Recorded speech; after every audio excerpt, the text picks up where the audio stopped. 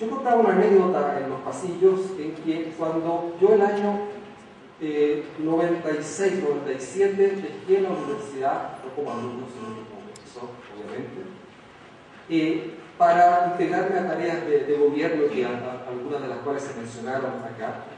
Y yo era considerado por mis alumnos, y perdonen, no lo tengo que decir así, no puede sonar presumido, pero era considerado un buen profesor por mis estudiantes. En muchos casos, un muy buen profesor. Y ya van a ver enseguida que no es de presumido. 10 años después me reintegro a la universidad y hago clases mucho mejores que las que hacía 10 años antes. Y soy considerado un mal profesor por mis estudiantes. Entonces, ¿qué es lo que sucedió? Lo que sucedió fue un cambio de generación, un cambio tecnológicos, y yo seguía haciendo las clases como hace 10, 20 o 40 años. Y eso no puede ser. O sea, simplemente no es tolerable que los docentes sigamos haciendo las mismas clases que hacíamos con anticuados papeles amarillentos ya de usarlos y meditores. Y esto no hay que tomarlo en consideración para ver qué es lo que tenemos que hacer en nuestras universidades y también en nuestros colegios para lograr efectivamente preparar mejor a nuestros estudiantes y tener sociedades más justas y igualitarias.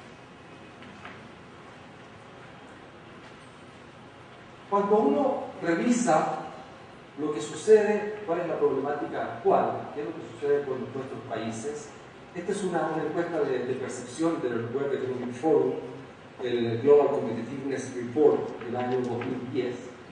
No sé si se alcanza a ver acá, yo no lo alcanzo a ver si lo voy a ver acá, pero al inicio de la tabla,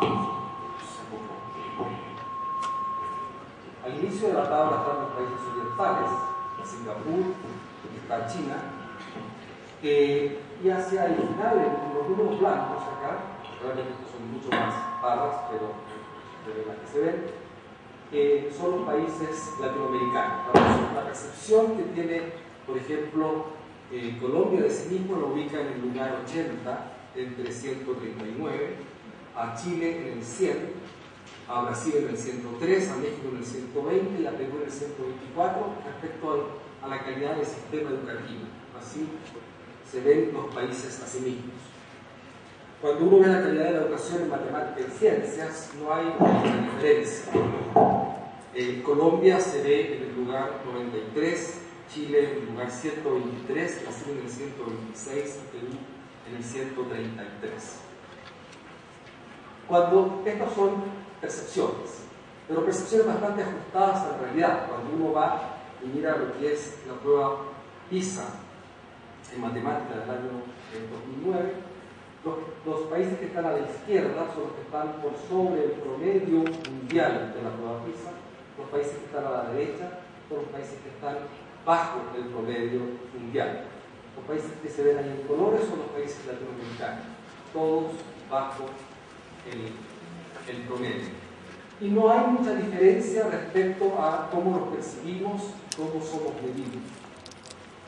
Realmente hay algunas cosas que son muy interesantes de ver. Por ejemplo, Colombia se ve mejor de lo que es medido, lo cual es muy atractivo porque muestra el florecimiento que está viviendo Colombia. Es decir, su función de matemático a lo mejor no es tan buena, pero su pendiente es espectacular. Eso decía Andrés Oppenheimer en una de sus columnas, decía Colombia se siente mejor de lo que efectivamente está, pero realmente la posibilidad de que efectivamente llegue a donde cree estar es muy alta, y eso es una cosa que debiéramos compartir el resto de los países latinoamericanos. Acá no me permití mostrar un resultado de Chile. Estos son los resultados de la prueba de selección universitaria. En Chile hay una prueba de selección universitaria que exigen de las 70 universidades hay alrededor de 30 que exigen una prueba única para poder ingresar. Aquí abajo, en la parte baja, están el número de preguntas correctas puntaje corregido se llama, el máximo de preguntas de la prueba de matemáticas correctas es 70. ¿Por qué hay puntajes negativos? Porque realmente, como es una prueba de alternativas, cada 4 preguntas malas se descuenta una buena. De manera que aquellos que responden al azar, por ejemplo, sacarían exactamente, si respetaran las estadísticas ideales, sacaría 0 puntos. Estos son 250.000 alumnos. Es el número crítico que rinde esta prueba, que es equivalente al IFES colombiano, más o menos. Si uno se fija acá, en la zona 0, ya vemos, zona 0, es decir, la zona azar, hay alrededor de, en torno a la zona 0, alrededor de 80.000 estudiantes. Es decir, Chile se mueve al azar. Para todos los efectos del conocimiento en matemáticas, Chile está ubicado acá. Es decir, si los jóvenes respondieran con un dado, lo harían igual de bien o de mal de lo que lo hacen respondiendo con soluciones, pero por el azar. Eso es el azar.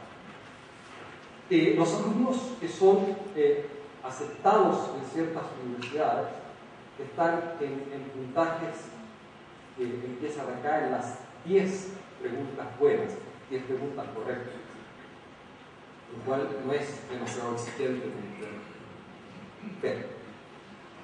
Quiero mostrar este gráfico, que es una madeja y un enredo, pero voy a tratar de mostrar de qué se trata. Estas son las siglas para las 25 universidades llamadas tradicionales del país, que son las universidades que existían antes del año 80. Las que están acá en la delantera son la Universidad Católica de Chile, y la que está inmediatamente después es la Universidad de Chile. El significado de esto es, acá llevo porcentajes y acá puntajes. El puntaje máximo que se puede sacar en la prueba que acabo de mostrar son 850 puntos. Lo que quiere decir esto, por ejemplo, si es que lograra ver, es que aquí llevo el porcentaje, entonces el 50% de los alumnos de la Universidad Católica tienen por sobre 700 puntos. Por frecuencia acumulada. Y acá empiezan entonces el resto de las universidades. Y por acá empiezan algunas universidades privadas que no aparecen acá. Pero yo era vicerrector académico de esta universidad.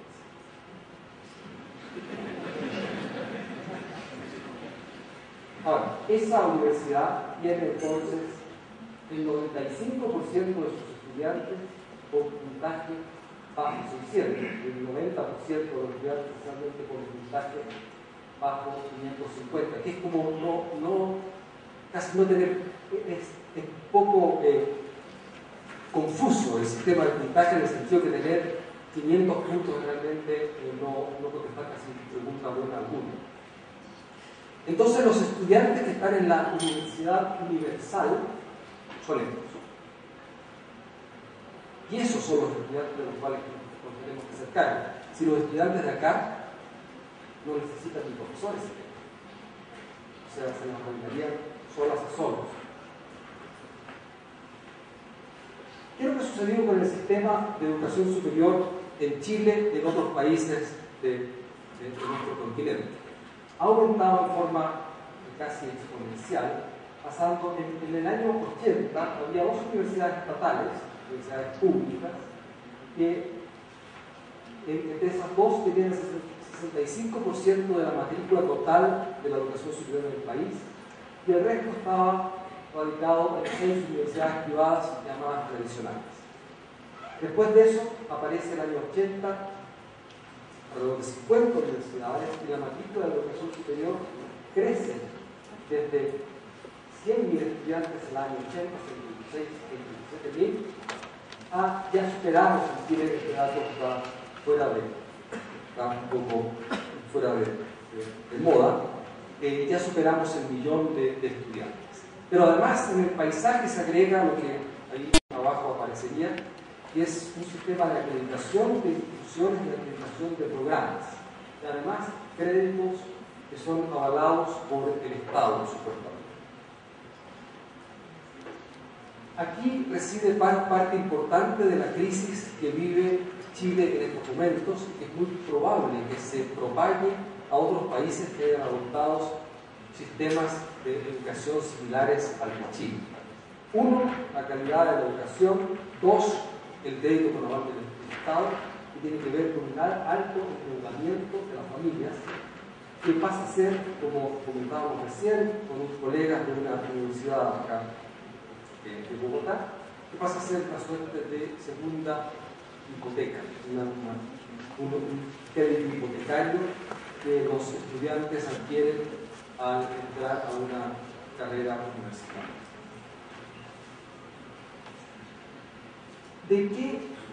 ¿Cuál es la parte que nosotros comenzamos a estudiar con mayor profundidad para ver cuál era el aporte que podíamos hacer desde la ciencia de la educación, desde la psicología cognitiva, desde la tecnología? Un concepto que se hace cada vez más claro, sobre todo con los alumnos que estábamos recibiendo en estas universidades que yo mostraba que estaban como en esa parte, ¿no? Casi salían de la pantalla.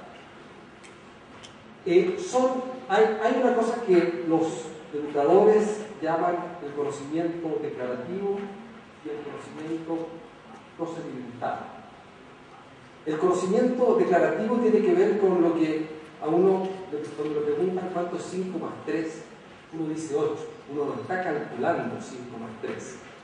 Simplemente es algo que recoge de la memoria y hay un cartel adentro, no me refiero a un aviso, cartel personal, que le indica a uno cuánto es 5 más 3.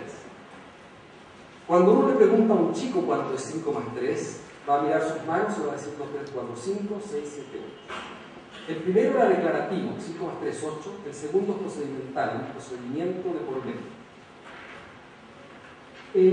Una buena parte de los jóvenes que recibimos en educación superior al día de hoy tienen un bagaje bajo de conocimiento declarativo. El conocimiento declarativo está acumulado en la parte posterior del cerebro, el conocimiento procedimental en la parte anterior. Y los dos son recipientes que tienen cierta capacidad. En el caso del conocimiento declarativo, si uno no tiene el conocimiento declarativo suficiente, tiene que hacer uso del conocimiento procedimental, entonces no deja espacio para procedimientos de orden superior. Y ese es el drama que tienen una gran parte de los estudiantes que estamos recibiendo el día de hoy, ahora que estamos considerando esta distribución gaussiana, que como se vio no es gaussiana, sino que es el logaritmo normal, de manera que era magnánimo el gráfico que aparecía allí. No es una campana centrada, se fuerza que sea centrada porque las pruebas estandarizadas fuerzan a que sea así, pero realmente cuando uno vive en absoluto, la campana es una campana que está hacia la izquierda, muy hacia la izquierda de la gráfica. Bueno, esos jóvenes entonces no tienen esa capacidad de recuperar una respuesta de forma rápida, no tienen un almacenamiento de conocimiento declarativo suficiente y por tanto se pierden en el conocimiento procedimental simple.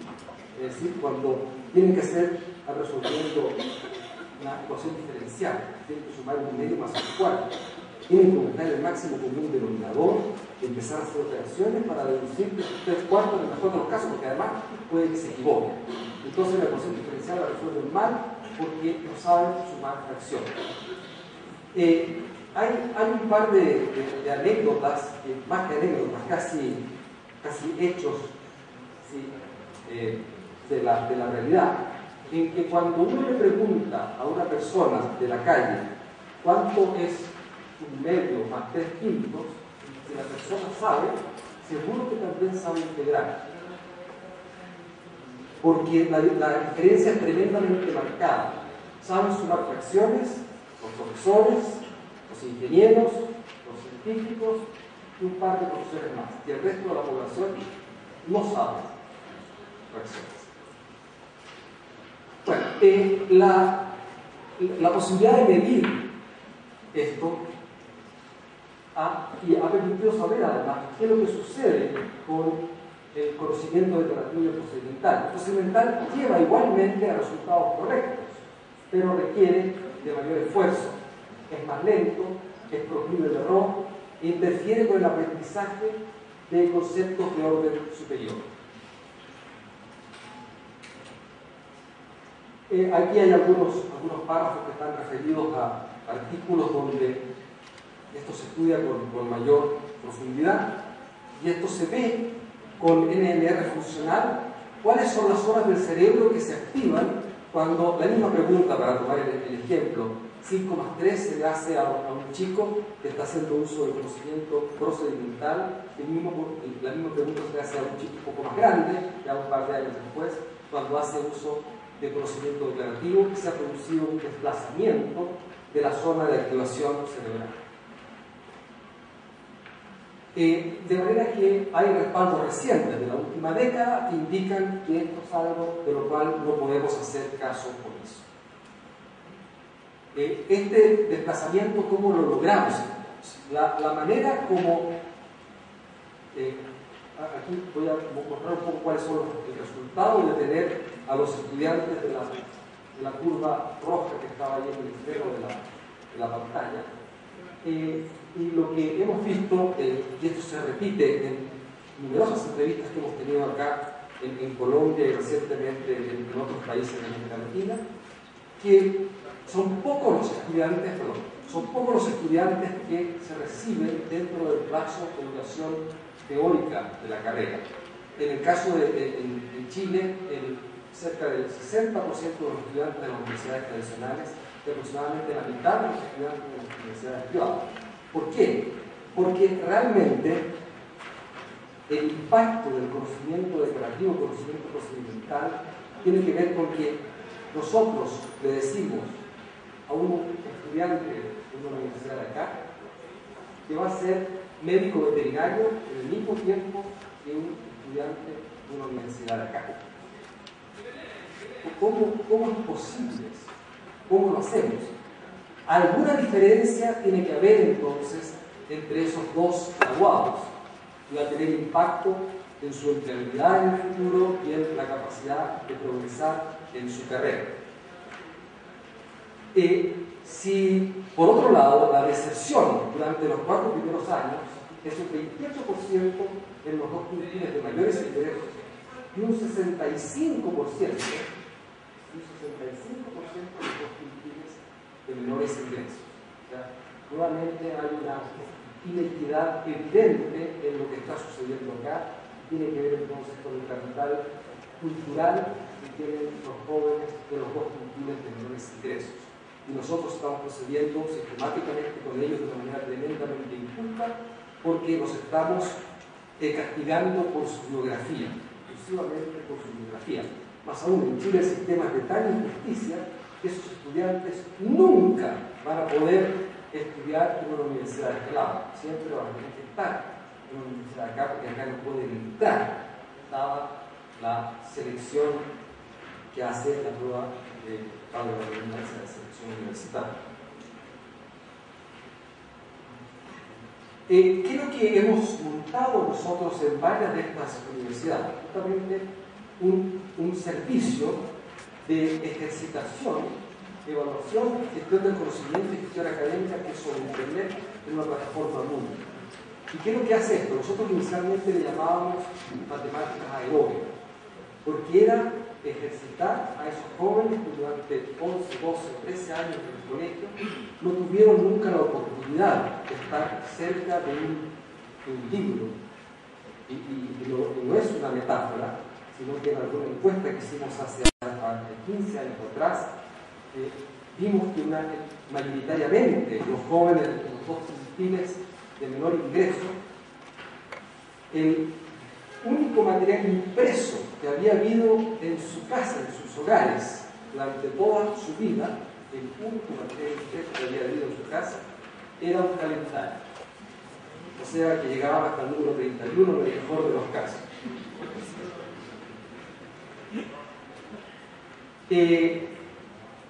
Ni siquiera el diario. Hoy en día que el diario se regala en el metro, eso ha mejorado. Es una cosa que sucede. Bueno, entonces estos jóvenes tienen la posibilidad de ejercitarse sobre una plataforma tanto como quieran, con una infinidad de ejercicios en aquellos tópicos en los cuales presentan debilidades, con los cuales quieren reforzar.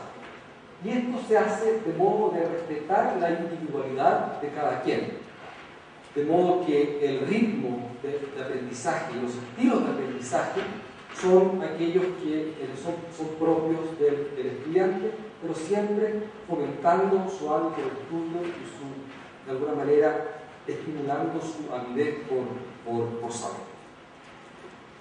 Los resultados que hemos obtenido han sido bastante sorprendentes, en el sentido que mostrábamos, al principio ni mostrábamos esta gráfica, nos daba mucho pudor, porque decíamos, ¿será que fue una casualidad? Pero cuando empezaron a repetirse, ya cuando esto era frecuente, entonces ya dijimos, no, esto es así.